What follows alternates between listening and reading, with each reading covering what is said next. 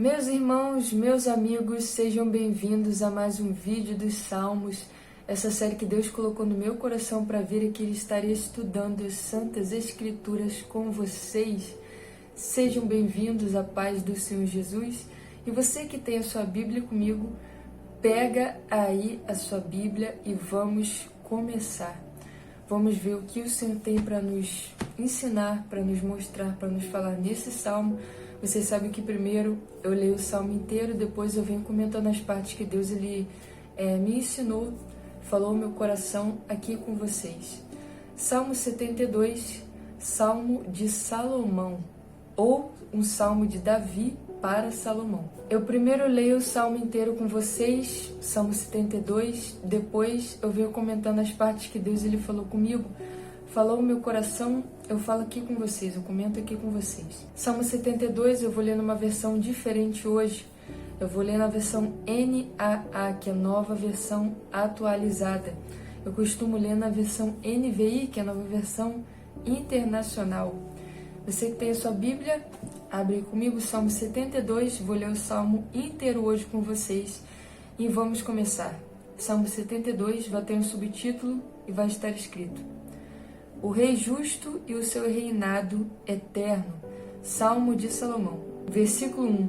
Concede ao Rei, ó Deus, os teus juízos e a tua justiça ao Filho do Rei. Que ele julgue o teu povo com justiça e os teus aflitos com retidão. Os montes trarão paz ao povo, também as colinas a trarão com justiça. Que o Rei julgue os aflitos do povo, salve os filhos dos necessitados e esmague o opressor. Ele permanecerá enquanto existir o sol e enquanto durar a lua, através das gerações. Seja ele como chuva que desce sobre a campina ceifada, como aguaceiros que regam a terra. Que em seus dias floresçam justos e haja abundância de paz, até que cesse de haver lua, domine ele de mar a mar, e desde o rio até os confins da terra. Curvem-se diante dele os habitantes do deserto, e os seus inimigos lambam o pó.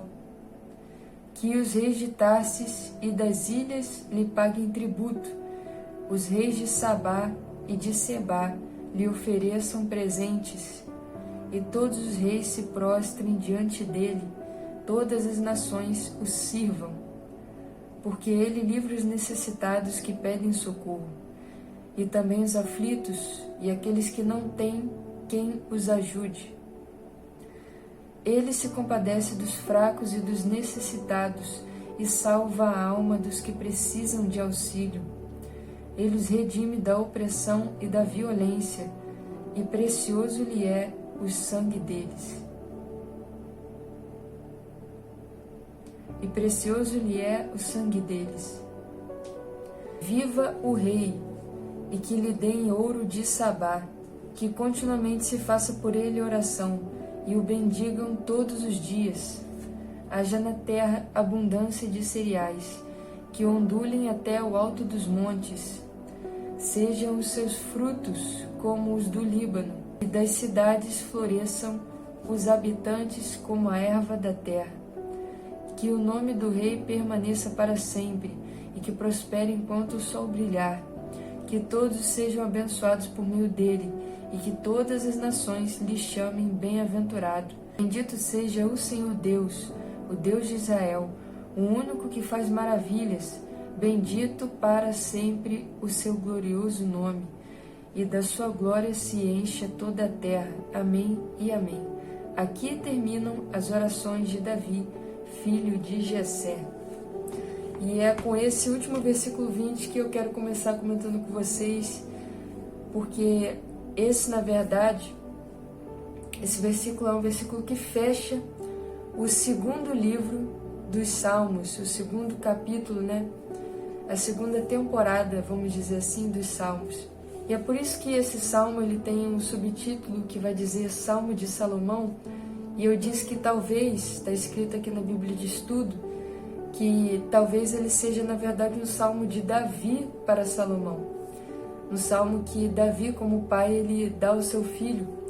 E na verdade esse salmo fala sobre Cristo, sobre o reinado de Cristo, como Cristo reina, como Cristo pensa sobre os pobres, necessitados e aflitos.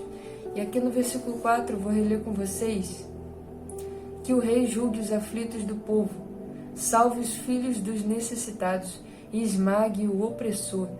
Aqui nós estamos vendo claramente que é um salmo profético falando de Jesus, do Messias, do que iria vir e reinar para todo sempre, o descendente de Davi. O Senhor Jesus, ele é um rei que julga com clareza, é um rei que julga com justiça, que atende às necessidades dos aflitos e olha para os oprimidos.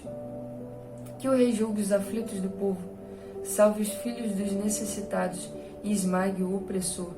Só o Senhor Jesus, ele tem o poder de salvar, de esmagar o opressor e nos dar a vitória, a salvação nas nossas necessidades e nas nossas aflições. Então, toda a salvação, ela está na presença de Jesus. Quando nós oramos, entramos na presença dele, nós temos salvação, porque ele nos ouve, nós recebemos do poder, da presença, da graça dele, temos clareza, direção, e ele opera com o seu poder em favor da nossa vida.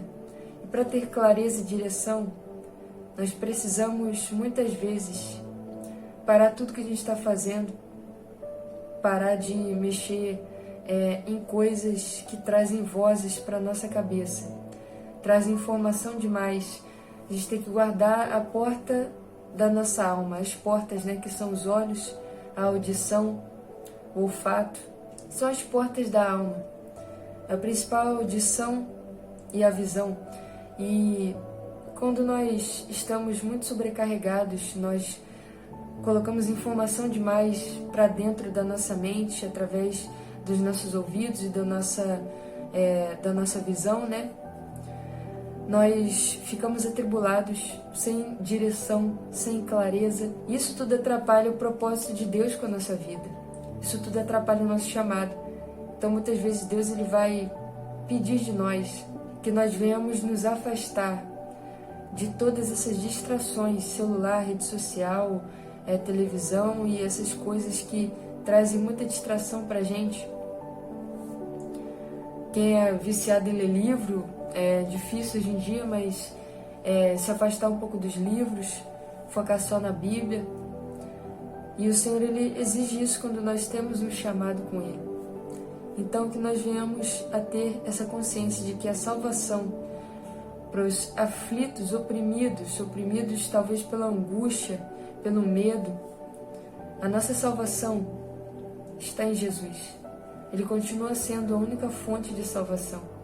Vai estar escrito no livro de Isaías, não vou me lembrar onde, mas vai estar escrito: olhareis para mim e sereis salvos, ó povos da terra, ó toda a terra, limites da terra. Deus ele vai falar. Então, quando nós paramos tudo e olhamos no nosso entendimento, no nosso coração, paramos tudo, paramos toda a agitação do dia a dia, toda a agitação das redes sociais, toda a agitação da internet, do excesso de informação, e olhamos para Ele, verdadeiramente olhamos, não só pensamos, mas no fundo do nosso coração nós pensamos e focamos em Cristo e conversamos com Ele, tendo um relacionamento verdadeiramente profundo, nós temos clareza, luz, resposta e salvação. Versículo 9 vai estar escrito: curvem-se diante dele os habitantes do deserto, e os seus inimigos lambam o pó. Aqui está falando sobre a soberania de Cristo, sobre como o Senhor Jesus ele triunfa sobre todos os inimigos dele. Quando nós somos perseguidos como cristãos, nós estamos sendo perseguidos não pelo nosso próprio nome, mas porque nós carregamos um nome que é sobre todo nome. Esse mundo odeia o nome do nosso Senhor, porque o Senhor não pertence ao mundo e Ele também nos tirou do mundo. Eu gosto do livro de João, capítulo 15, que vai falar sobre isso. O Senhor Jesus, Ele mesmo vai dizer: o mundo os odeia, mas tenham em mente que antes Ele me odiou. Se vocês fossem do mundo, Ele amaria vocês. Mas já que vocês não são do mundo, Ele os odeia. Mas Ele os odeia por causa do meu nome.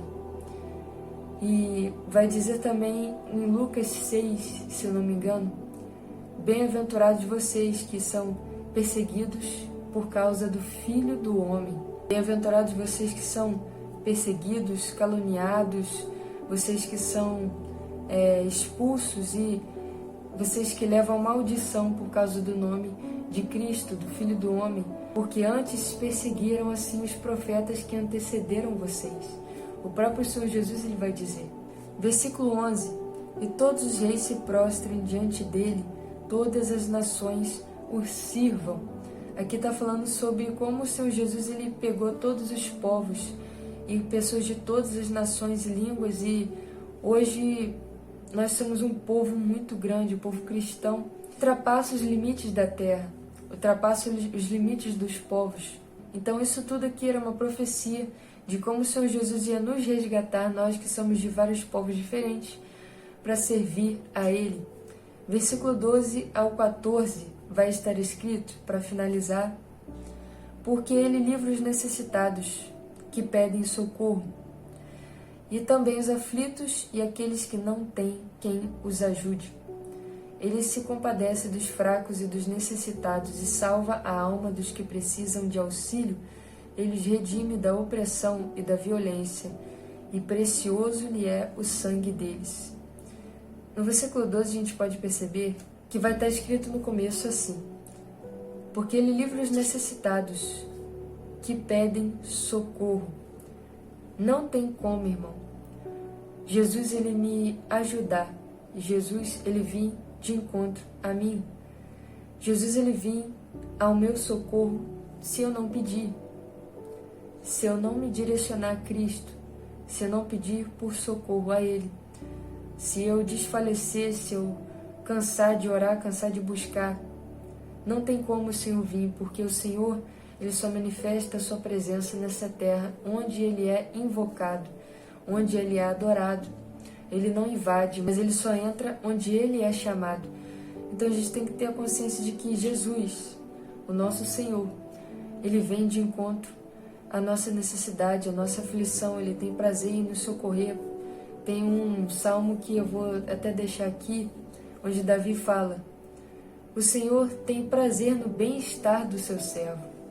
Então o Senhor quer que mesmo na tribulação, mesmo na perseguição, na dor, na angústia, nós venhamos a sentir paz, nós venhamos a ter um relacionamento forte com Ele, ser cheios da presença de Deus, mas não tem como isso acontecer se eu não peço socorro, se eu não busco a presença dEle, se eu não busco me encher dEle, quando nós não temos aquela perseverança de orar mais um pouco, de permanecer ali, passar horas em oração, louvor, passar horas na Bíblia, não tem como, não é um passe de mágica que eu vou me encher de Deus só estalando o dedo, só querendo me encher, mas o reino dos céus, Mateus 11 vai estar escrito que o reino dos céus, desde o dia de João Batista até agora, é tomado à força, e os que usam de força ou os que se esforçam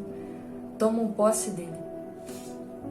Essa passagem não quer dizer só que quando nós resistimos o pecado, nos esforçamos nessa terra para resistir o pecado e alcançar a salvação. Não está querendo dizer só isso. Está querendo dizer também, tem um segundo sentido, de que os que se esforçam na oração, na palavra, na busca, tomam posse do reino dos céus. O que é tomar posse do reino dos céus? É trazer a presença do reino de Deus para essa terra, através do meu esforço, através da minha busca, através da minha oração. Os que se esforçam tomam posse do reino dos céus, porque Jesus ele vai dizer, o reino dos céus está entre vocês. Então não é como se esse tomar posse do reino dos céus fosse só no arrebatamento, fosse só quando nós morrermos nessa terra, mas esse tomar posse do reino dos céus é nós tomarmos posse da presença de Deus nessa terra através do nosso esforço. e os que se esforçam se apoderam dele. Com jejum, com oração, com palavra, com busca, com louvor, nós tomamos posse do reino dos céus, o poder que a gente precisa, a presença que a gente precisa para viver o nosso propósito, para viver o melhor de Deus nessa terra, é alcançado mediante ao nosso esforço. Nós precisamos nos esforçar. Não é fácil, mas o Senhor mesmo diz que quem quisesse seguir Ele, devia negar a si mesmo, tomar essa cruz e seguir Ele. Então, temos que renunciar a certas coisas para passar tempo com Deus, tempo na palavra, tempo na oração, concentrados, tempo no jejum, muitas vezes renunciando nossos prazeres para que a gente com sabedoria possa alcançar o reino dos céus, aqui ainda nessa terra, porque quem é fiel no pouco, também é fiel no muito. Antes de herdar o reino dos céus, o Senhor quer ver quem é fiel, quem está disposto a se esforçar, quem está disposto a trazer a presença para que venha viver o reino dos céus, ainda aqui nessa terra, venha viver o reino dos céus com Ele, para herdar assim o reino dos céus na Nova Jerusalém. Meu irmão, até aqui me deu o Senhor, eu quero agradecer você que participou até esse ponto do vídeo, que Deus te abençoe, que Deus te guarde, que Deus te ilumine. Até o próximo vídeo, se Deus quiser, meus irmãos, e fiquem na paz do Senhor Jesus. E guardem essas palavras no fundo do coração de vocês. Fiquem com Deus.